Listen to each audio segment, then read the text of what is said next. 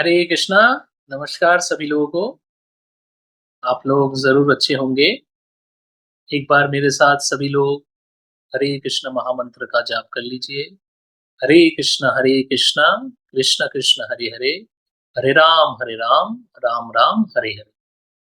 अब मैं जो सबसे महत्वपूर्ण पुराण कलयुग के लिए उपयुक्त है, वो है कल की पुराण। कल की पुराण जो है, ये 18 पुराण के बाद जो सब पुराण बने हुए थे, उनमें से सबसे प्रमुख में है। ये भी मैं आपको इसमें दिखा दूंगा वीडियो में, कितने पुराण है, क्या क्या नाम है और कल की पुराण कहाँ पे मेंशन्ड है। ठीक है, ये जानना जरूरी है। अब इसको दिखा के फिर हम कल की पुराण को शुरू करेंगे। एक एक करके अध्याय, हर सेंटेंस को पढ़ा जाएगा, समझा जाएगा। अंग्रेजी में लिखा हुआ है, उसी को अंग्रेजी में भी समझाऊंगा, फिर हिंदी में भी आप लोगों को समझाऊंगा, जिससे दोनों ही दर्शकगण सारी दुनिया में, क्योंकि दुनिया का जो नेशनल लैंग्वेज जो इंग्लिश है और हमारे देश का नेशनल लैंग्वेज हिंदी है, सो जिससे कि दुनिया के सभी लोग समझ पाएंगे ये इसमें क्या लिखा है कल की पुराण में और क्या सकते हैं। चलिए शुरू करते हैं। कि मैं आपको दिखाऊंगा कि उप पुराण जो है वो कौन कौन से हैं। आप यहाँ पे लिस्ट में देख सकते हैं, सब लिखा हुआ है। यहाँ पे सनत कुमार का पुराण है, नरसिंह पुराण है, संबा पुराण, नारद पुराण, यहाँ पे सारे लिस्ट दिए हुए हैं। जो यहाँ पे गणेश पुराण, तो 18 पुराण के नाम यहाँ पे दिए हुए हैं। इसके बाद जो माइनर उप पुराण होता है, उसमें आप देखेंगे कि यहाँ पे कल की पुराण चतुर्थ नंबर पे लिखा हुआ है। सो यही कलयुग के लिए है और मेजर पुराण माना जाता है उप पुराणों में। सो आपको मैंने दिखा दिया, ये टोटल यहाँ पे उप पुराण में 35 हैं। आप देख सकते हैं यहाँ पे सारे, यहाँ पे देख सकते हैं आप। सो यहाँ पे कल की पुराण है। ठीक है, सो सभी वेद व्यास की रचना है। सो ऑथेंटिक है, भगवान के अवतार है, तो सब दिव्य हैं, कोई उसमें संदेह नहीं है। धन्यवाद। अब इसके बाद कल की पुराण को शुरू करते हैं, उसको आप सुनिए, उसका इंट्रोडक्शन होगा, सो उसको ध्यान से सुनिए। धन्यवाद। हरे कृष्ण। सभी लोगों को कल की पुराण चैनल में आप लोगों का स्वागत है। पहले आपके स्क्रीन के सामने आप देख रहे हैं कल की पुराण खुला हुआ है, ये अंग्रेजी में है। इस इंग्लिश को ही मैं समझा के फिर हिंदी अनुवाद करके आप लोगों को समझाऊंगा। उससे पहले मैं भगवान श्री कृष्ण जो परम सत्य हैं उनको प्रणाम करता हूं, और मेरे गुरु श्रीला प्रभुपाद जो फाउंडर आचार्य हैं इस्कॉन की, उनको प्रणाम करता हूं, और वैष्णव आचार्यों को प्रणाम करता हूं। कृष्ण चैतन्य महाप्रभु जो पंच तत्व हैं उनको प्रणाम करता हूं, और 6 गोस्वामीज ऑफ वृंदावन उनको प्रणाम करता हूं। ओम अज्ञानतिमिरन्धस्य ज्ञानांजनशलाकया चक्षुरुन्मीलितं येन तस्मै श्री गुरुवे नमः। अब इसमें हम देखेंगे कि क्या है। ओरिजिनल संस्कृत श्लोक्स भी हैं। कल की पुराण महर्षि वेदव्यास, कृष्ण द्वैपायन व्यास भी बोलते हैं, जो कि भगवान के ही अवतार थे, श्री कृष्ण के, अभी भी हैं। उन्होंने पुराण की रचना की, और फिर अभी यहाँ पे ये इस्कॉन के भक्त हैं जिन्होंने प्रभुपाद को डेडिकेट किया है। श्रीला प्रभुपाद हैं founder Acharya of ISKCON, AC Bhaktivedanta Swami Prabhupada. So acknowledgement है किन किन ने उनको हेल्प किया है, क्या किया है, ये लिखा गया है। अब इसके बाद जो पहला जो अध्याय होगा वो होगा अ डिस्क्रिप्शन ऑफ कलयुगा। पहले इंट्रोडक्शन होगा, इंट्रोडक्शन हम स्टडी करेंगे, उसके बाद पूरा कलयुग के बारे में, कलयुग कैसा है, क्या है, उसके बारे में फर्स्ट चैप्टर में समझाया जाएगा। ऐसे करते करते कम से कम इसमें अगर आप यहाँ देखोगे तो 35 अध्याय है। सो एक एक अध्याय सब लिया जाएगा, हर एक वर्ड समझा जाएगा। सो वैसे शुरू करते हैं। यहाँ पे इंट्रोडक्शन है, इसमें लिखा है about 5000 years ago Shri Krishna Dvipyan Vyas, an empowered incarnation of Lord Krishna, appeared in the holy land of Bharatvarsh। मतलब 5000 साल पहले कृष्ण द्विपयान व्यास, जो कि भगवान श्री कृष्ण के ही अवतार हैं, empowered incarnation of Lord Krishna लिखा ही हुआ है, मतलब वो एक इनकारनेशन है लॉर्ड कृष्णा के, जो कि 5000 साल पहले भारतवर्ष में वो उनका प्राकट्य हुआ।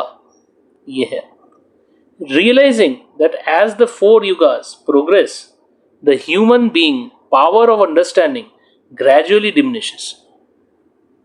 मतलब उन्होंने समझा कि जैसे जैसे ये युग जो है, 4 युग, ये बढ़ते जाएंगे। जैसे सतयुग था, सतयुग के बाद त्रेता आया, फिर द्वापर, और अब लास्ट जो युग है साइकिल में कलयुग है।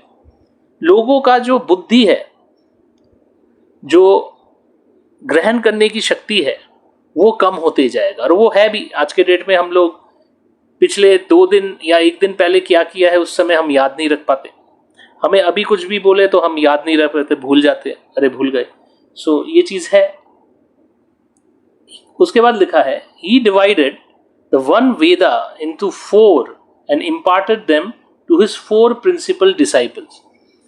इसका मतलब ये है कि महर्षि वेदव्यास ने एक ही वेद को 4 भागों में विभक्त किया और 4 डिसाइपल उनके थे, उनको प्रदान किया। These 4 Vedas are the Samaveda, Rigveda, Yajur and Atharvaveda. ये जो 4 वेद हैं, इनका नाम है सामवेद, ऋग्वेद, यजुर्वेद और अथर्ववेद। ये हम लोग सभी को, अधिकतर को पता है। Later on, his disciple again divided the Vedas into many branches। मतलब इसके बाद चल के ये जो डिसाइपल थे 4, इन्होंने फर्दर वेद को और उसको तोड़ के और भी ब्रांचेस और भी इसके अनुवाद बनाए। वेदास अनादि हैं, सभी कुछ वेद से ही प्राकट्य हुआ है, जितने भी शास्त्र हैं। Even after dividing the Vedas Srila Vyasadeva did not feel satisfied. मतलब व्यासदेव जब उन्होंने ये वेदास की रचना की, उसके बाद भी उन्हें संतुष्टि नहीं मिली अंदर से। Thinking that it will be impossible for the people of Kali Yuga to understand the actual purport of the Vedas, he took the essence of that understanding and compiled a simple literature called the Puran Samhita in story form।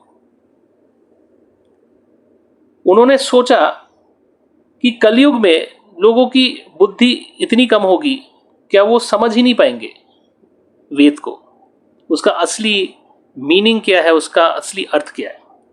इस कारण से उन्होंने क्या किया, उसी को तोड़ के पुराण की उत्पत्ति की। और वो एक स्टोरी बोलते हैं, जैसे कोई भी घटनाएं के हिसाब से उन्होंने उसको प्रकट किया। Based on this literature his 3 principal disciple wrote 3 more samhitas. मतलब इसी के आधार को लेके जो उन्होंने पुराण बनाए, इनके जो अनुयायी थे, जो 4 अनुयायी जो पहले हमने सुने, उन लोगों ने भी इनको डिवाइड किया, इनको और तोड़ के 3 संहिता और लिखे। उनका नाम है सवरणी संहिता, समस्पयान संहिता और अक्रवर्तना संहिता. The 18 पुराण्स and 36 सब पुराण्स, जो भी है पुराण संहिता, were later compiled being based on these 4 संहितास. So बाद में चल के जो 18 पुराण और 36 सब पुराण हुए वो भी इसी 4 संहिता से निकले. Since because Srila Vyasdev Puran Samhita is the source of these literatures, all the Purans and sub-Purans are attributed to them. मतलब क्योंकि जो पुराण संहिता व्यासदेव ने प्रकट किया वही मेन सोर्स है सभी पुराण और सभी सब पुराण के लिए, यही लिखा गया है. Among the उप पुराण्स और सब Puranas, the Kalki Puran is the most sacred and widely respected. जितने भी पुराण हैं, सब पुराण हैं, उसमें कल्कि पुराण सबसे ज्यादा शुद्ध है, शुभ है और उसी का सम्मान बहुत अधिक है. At the end of Kali Yuga, the Supreme Lord Hari will incarnate as Lord Kalki and kill all the milechas, Vanas, atheists, Buddhists of the world that defy the Vedic authority. So, कलयुग के अंत में भगवान कल्कि आएंगे और वो जितने भी मिलच्छ, यवंस जो भी है, एथिस्ट जो मानते नहीं भगवान को, बुद्धिस्ट जो वेदिक को नहीं मानते, और मिलच्छ किसको बोलते हैं? जो लोग काऊ किलिंग करते हैं, गाय को मार के खाते हैं. बहुत ही, क्योंकि काऊ जो गाय है वो हमारी माता है, सो वो काफ़ी ज़्यादा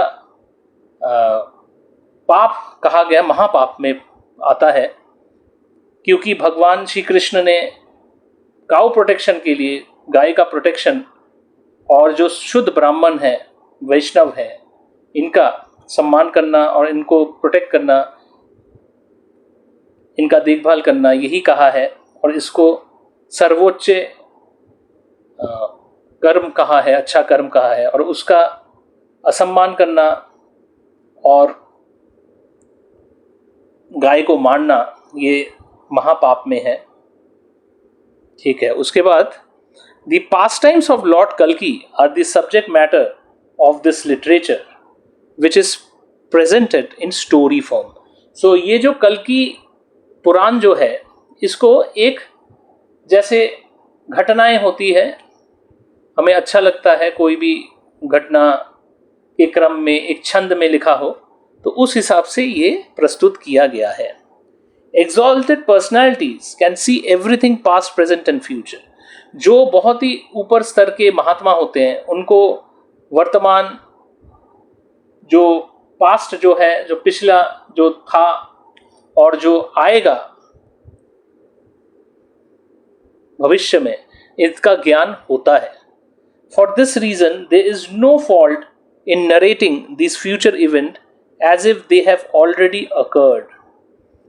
इसी कारण से इसमें कोई गलती नहीं है इन इवेंट्स को, ये जो घटनाएं हुई है, क्या ये घटना को फिर से प्रस्तुत करने की, क्योंकि वैसे भी अगर देखा जाए तो हर द्वापर या त्रेता के बाद कलयुग जरूर आता है और काफ़ी कलयुग चले गए हैं.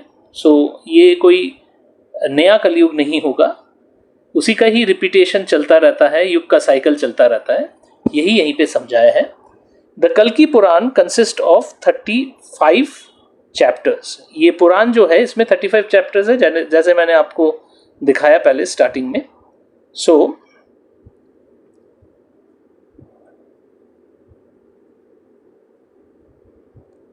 यहाँ पे अब ये चैप्टर 1 से शुरू होगा, डिस्क्रिप्शन ऑफ कल युगा.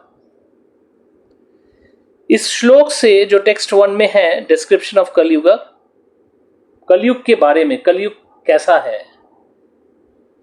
किसको देख के बता सकते हैं ये कलयुग है. सो ये चीज अब एक एक करके श्लोक में आएंगे, इसको अगले वीडियो में मैं शुरू करूंगा. धन्यवाद. हरे कृष्णा कृष्ण कृष्ण हरे हरे, हरे राम राम राम हरे हरे।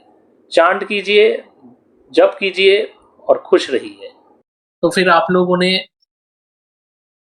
सुना कल्कि पुराण का पहला अध्याय शुरू किया मैंने। कैसा लगा आप लोगों को? कितना समझ में आया? ये मुझे बताइएगा कमेंट्स में। वीडियोस को ज़्यादा से ज़्यादा शेयर कीजिएगा जिससे कि लोगों में चेतना पैदा हो, लोग अच्छे मार्ग में जाएं और असली चीज़ पता चले, और जो भ्रम चल रहा है पूरी दुनिया में कल्कि भगवान के अवतरण का, इससे लोग बचें। और सब्सक्राइब कीजिए चैनल जिससे कि आपको हर दिन जो भी नया वीडियो अपलोड होगा कल्कि पुराण के पूरे जीवन कहानी को लेके, वो आपको मिलता रहे रेगुलरली। तो इससे काफ़ी अच्छा लगेगा आपको। आपको ऐसा महसूस होगा जैसे वो चीज़ आपके सामने हो रहा है, घट रहा है और आप उसके दर्शक भी हैं। बड़ा आनंद मिलेगा। सो धन्यवाद सभी को। अगले वीडियो में फिर जहाँ से ख़त्म किया वहाँ से फिर आरंभ करेंगे कल की पुराण। हरे कृष्ण।